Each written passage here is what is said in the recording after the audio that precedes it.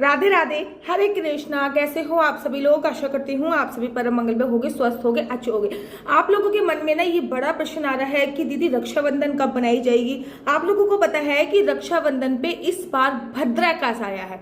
जी हाँ, अगले साल 2022 में भी हुआ था कि जब रक्षाबंधन पड़ी थी तब भद्राकाश आया हुआ था और लोग कंफ्यूज हो गए थे कि रक्षाबंधन किस तारीख की है, किस तारीख है। ठीक इसी प्रकार भी ये ही हो रहा है। देखिए, सावन की जो पूर्णमासी होती है उसमें रक्षाबंधन का उत्सव बनाया जाता है। रक्षाबंधन का जो त्योहार होता है वो भाई बहन की पवित्रता का त्योहार होता है। भाई बहन के लिए एक त्योहार आता है जिसमें बहन अपनी रक्षा सूत्र अपने भाई से बंधवाती है और अपनी रक्षा का वचन लेती है। लेकिन हमारे शास्त्रों में ऐसा वर्णन आया है कि जब भी भद्रा काल होती है तो दो कार्य बिल्कुल भी नहीं करने चाहिए। एक फाल्गुन मास का कार्य, दूसरे श्रावण मास की पूर्णमासा का कार्य। फाल्गुन मास का कार्य से मेरा तात्पर्य है कि होली का दहन बिल्कुल भी नहीं करना चाहिए। पूर्णमासी का सावन मास से मेरा तात्पर्य है कि रक्षा सूत्र नहीं बंधवाना चाहिए।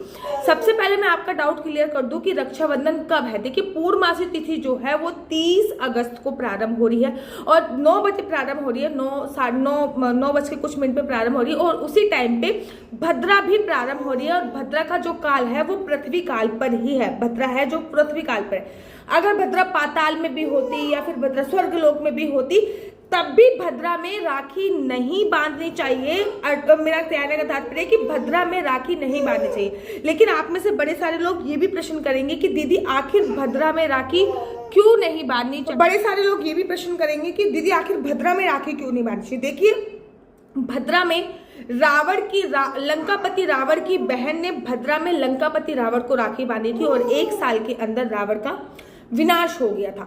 आप लोग जानते हैं कि भद्रा जो है वो शनि देव की बहन है और उसको ब्रह्मा जी ने श्राप दे रखा है कि भद्रा काल में कोई भी शुभ कार्य किया जाएगा तो उसका दुखद परिणाम जो है वो आप लोगों को भुगतना पड़ेगा।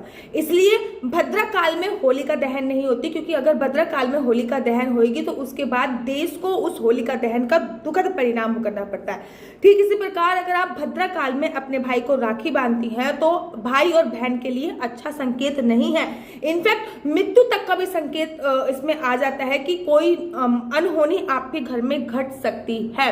इसलिए भद्रा काल में भूल कर भी राखी नहीं बांधनी चाहिए, चाहे भद्रा पाताल में हो, चाहे भद्रा स्वर्ग में हो, चाहे भद्रा पृथ्वी लोक में हो।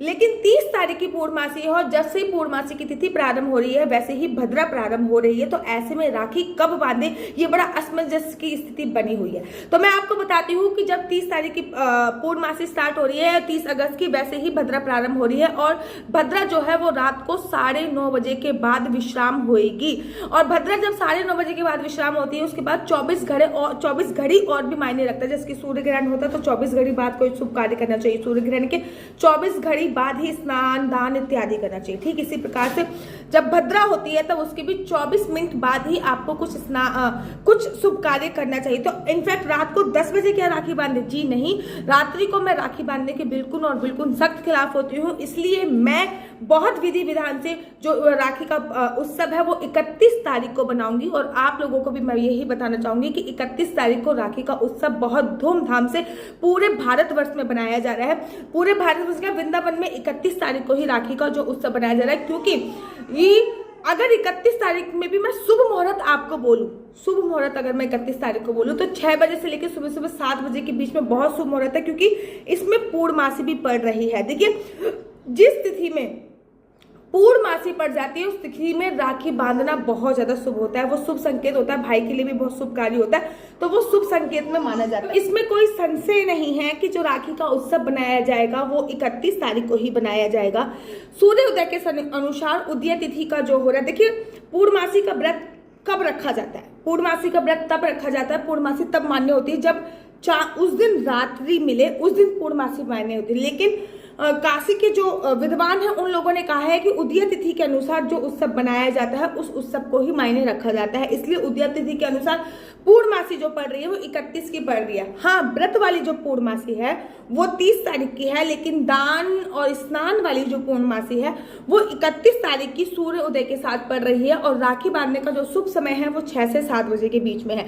बाकी आप पूरे दिन कभी भी राखी बांध सकते हैं। और अगर आप कहो कि दीदी क्या संध्या काल में राखी बांध सकते हैं, अगर बहुत ज्यादा इमरजेंसी हो तो आप संध्या काल में राखी बांध सकते हैं। अगर बहुत ज्यादा इमरजेंसी नहीं है तो आप संध्या काल में राखी ना बांधिए, अगले दिन 31 तारीख को बांधिए। बांधी, लेकिन भूल कर भी आपको भद्रा काल में राखी नहीं बांधी। मैं ये कहती हूँ कि भद्रा काल में राखी मत बांधो, बेशक शाम को बांध लो, बेशक रात को बांध लो, लेकिन भद्रा काल में किसी भी कीमत पर, चाहे आपका भाई कितना भी दूर रहता हो, किसी भी कीमत पर आपको भद्रा काल में राखी नहीं बांधनी है। हाँ, बेशक रात को बांध लीजिए। मैं तो ये कहती हूँ सबसे अच्छा तो है कि आप 31 तारीख को बांधिए। 31 तारीख को सुबह 6 से 7 बजे के बीच में राखी का पर्व त्योहार है वो अच्छे से बनाइए। लेकिन अगर किसी कारणवश आपको 30 को ही बांधनी है तो रात्रि को 9:20 के बाद आप राखी बांध सकते हैं। कोशिश कीजिए 31 को, बहुत इमरजेंसी है तो आप 30 को राखी बांध सकते हैं। आशा करती हूँ आपको मेरी वीडियो अच्छी लगती होगी। अगर आपको मेरी वीडियो अच्छी लगती है तो आप अपना यूट्यूब चैनल हरि बोल को लाइक से सब्सक्राइब करना बिल्कुल मत भूलिए। तब तक के लिए मुझे दीजिए इजाजत। राधे राधे, हरे कृष्णा, हरि बोल।